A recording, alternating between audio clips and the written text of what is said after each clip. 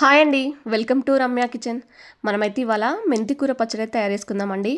ఒక రకంగా చెప్పాలంటే ఈ మెంతి కూర అనేది చాలా హెల్తీ అండి. మనకు ఎన్నో రకాల వ్యాధుల నుండి కాపాడుతుందంట మెంతి కూర అనేది. కొందరు మెంతి కూర పచ్చడి చేస్తే చేదుగా ఉంటుంది, బాగుండదేమో అనుకుంటారు. కొన్ని టిప్స్ ఫాలో అయ్యి మనం మెంతి కూర పచ్చడి అనేది చేస్తే చేదు లేకుండా మనకు టేస్టీగా వస్తుందండి. ఇది ఓన్లీ అన్నంలోకే కాదు, మనం చపాతీలోకి తినవచ్చు, లేదంటే ఇడ్లీ దోశలోకైనా తినవచ్చండి. ఈ పచ్చడి మనకు చలవ కూడా చేస్తుంది, వేడేమి చేయదు. వారానికి ఒకసారైనా ఇలా పచ్చడి చేసుకొని తినాలండి మెంతి కూరతోటి. ఇప్పుడు మనం మెంతి కూర పచ్చడి ఎలా చేయాలో ఈ వీడియోలో చూద్దాము. ఫస్ట్ గ్యాస్ ఆన్ చేసుకొని చిన్న కడాయి పెట్టేసుకోండి. దాంట్లోకి ఒక 1 టేబుల్ స్పూన్ వరకు ఆయిల్ వేసేసుకోండి. ఆయిల్ కొంచెం హీట్ ఎక్కిన తర్వాత దీంట్లోకి 1 టేబుల్ స్పూన్ వరకు ధనియాలు వేసేసుకోండి. ఈ పచ్చడిలోకి ధనియాలు చాలా టేస్టీగా ఉంటాయండి. అలాగే పచ్చిమిర్చి కూడా ఒక 7-8 వరకు వేసేసుకోండి. మెంతి కూర కట్ట సైజుని తగ్గట్టు వేసేసుకోండి పచ్చిమిర్చి కూడా. అలాగే పచ్చిమిర్చి కూడా ఇలా కట్ చేసుకొని వేసేసుకోండి, పైకి మనకు చిల్లకుండా ఉంటుంది మనం కదిపేటప్పుడు. మిర్చి కొంచెం ఫ్రై అయిన తర్వాత దీంట్లోకి ఎండుమిర్చి అండి, అవి కూడా నేను ఒక 6 వేసుకుంటున్నాను. ఇలా పచ్చిమిర్చి ఎండుమిర్చి వేస్తే పచ్చడి అనేది చాలా టేస్టీగా ఉంటుందండి. మీరు కావాలంటే మొత్తం పచ్చిమిర్చి మొత్తం ఎండుమిర్చి కూడా వేసేసుకోవచ్చు. దీంట్లోకి ఒక 2 టేబుల్ స్పూన్ల వరకు నేను నువ్వులు తీసుకుంటున్నాను. ఈ పచ్చడిలోకి నువ్వులు చాలా టేస్టీగా ఉంటాయండి. మీరు నువ్వులు స్కిప్ చేసి కావాలంటే పల్లీలు కూడా తీసుకోవచ్చు ఈ ప్లేస్లో. నువ్వులు తీసుకుంటే మాత్రం లాస్ట్లో తీసుకోవాలండి, అదే పల్లీలు తీసుకుంటే మాత్రం ఫస్ట్లో వేయించేసుకోండి, ఎందుకంటే మనకు వేగవు మళ్ళీ లాస్ట్లో వేస్తే. అందుకని నువ్వులు కొంచెం చిటపటలాడతాయి కదా తొందరలోనే. గ్యాస్ అన్న సిమ్లో పెట్టేసుకొని వేయించేసుకోవాలండి. ఇప్పుడు దీంట్లోకి మెంతి కూర వేసేయండి. నేనైతే ఒక పెద్ద కట్ట సైజు తీసుకున్నానండి. మన మెంతి కూర ఆకులు తీసుకునేటప్పుడు చిన్న చిన్న కాడలతో తీసేసుకోండి, పెద్ద పెద్ద కాడలు అయితే మనకు చేదు బాగా వస్తుంది. అలాగే 2 సార్లు వాష్ చేసుకొని నీళ్ళన్నీ పోయిన తర్వాత ఇందులో వేసేయండి.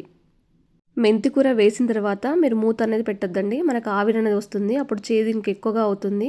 మనం మూత పెట్టకుండానే ఒక 5 నిమిషాల పాటు కంపల్సరీగా ఫ్రై చేసుకోవాలి, లేదంటే మనకు కూర అనేది చేదు వస్తుంది బాగా. అలా అని గ్యాస్ అనేది ఫుల్లో పెట్టుకొని మీరు ఫ్రై చేసుకుంటే మాడిపోతుందండి ఈజీగానే. గ్యాస్ అనేది సిమ్లో పెట్టేసుకొని మనం ఫ్రై చేసుకోవాలి, మూత పెట్టేసుకోకుండా. చూడండి, ఈ విధంగా మనకు ఫ్రై అయ్యే వరకు మనం వేయించేసుకుంటే మనకు పచ్చడి అనేది టేస్టీగా వస్తుందండి. ఇలా ఫ్రై అయిన దాన్ని ఇప్పుడు మనం మిక్సీ జార్లోకి తీసేసుకున్నాము కొద్ది కొద్దిగా. ఇప్పుడు చల్లారే వరకు పక్కన పెట్టేసేయండి దీన్ని మొత్తము. ఇప్పుడు మళ్ళీ అదే కడాయి గ్యాస్ ఆన్ చేసుకొని పెట్టేసుకోండి. ఇంట్లోకి ఒక 1 టేబుల్ స్పూన్ వరకు ఆయిల్ వేసేసుకోండి. నేను ఒక పెద్ద సైజు మెంతి కట్ట తీసుకున్నాను కదా, దానికి తగ్గట్టుగా ఒక 5 టమాటాలు తీసుకున్నానండి. ఆ సైజులో కట్ చేసుకోండి, మనకు మరి చిన్న చిన్నగా ఏమీ అవసరం లేదు. మీరు టమాటాలు వద్దు అనుకుంటే ఈ ప్లేస్లో చింతపండు తీసేసుకోవచ్చండి.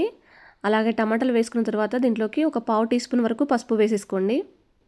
దీంట్లోకి నిమ్మకాయ చింతపండు కూడా తీసేసుకోండి, దీంట్లోనే మనకు మగ్గిపోతుంది చింతపండు కూడా మెత్తగా. వేసిన తర్వాత టమాటాలు మగ్గేంత వరకు మూత పెట్టేసేయండి.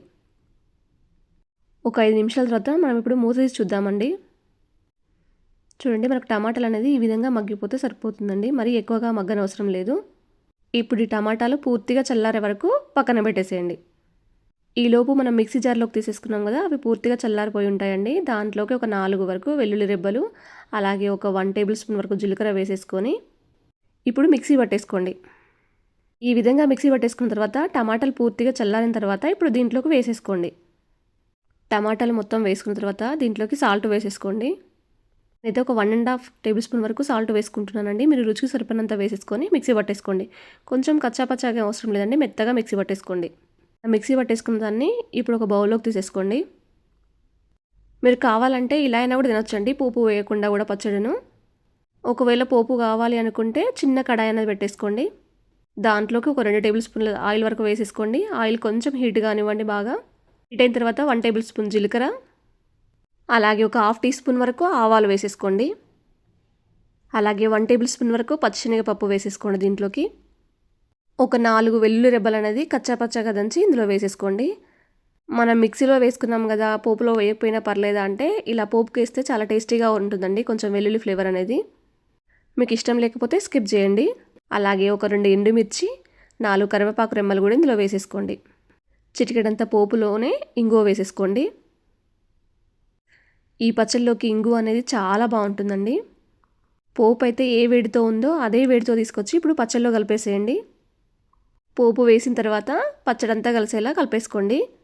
అంతేనండి, ఎంతో టేస్టీగా ఉండే మెంతి కూర పచ్చడి అనేది తయారైపోయింది. మెంతి కూర అనేది మనకు జుట్టు నల్లగా ఉండడానికి కూడా సహాయపడుతుందండి. వేడి వేడి అన్నంలోకి ఈ పచ్చడి వేసుకొని తింటే కమ్మగా ఉంటుందండి. మీకు ఈ పచ్చడి నచ్చినట్టయితే మీరు ట్రై చేసేది ఉంటే ఎలా వచ్చిందో నాతో షేర్ చేసుకోవడం మాత్రం మర్చిపోకండి. మీకు ఈ వీడియో నచ్చినట్టయితే మీ ఫ్రెండ్స్కి రిలేషన్కి షేర్ చేయండి. మీరు ఫస్ట్ టైం చూసేది ఉంటే మాత్రం వెల్కమ్ టు రమ్య కిచెన్ ఛానల్ని సబ్స్క్రైబ్ చేయడం మాత్రం మర్చిపోకండి.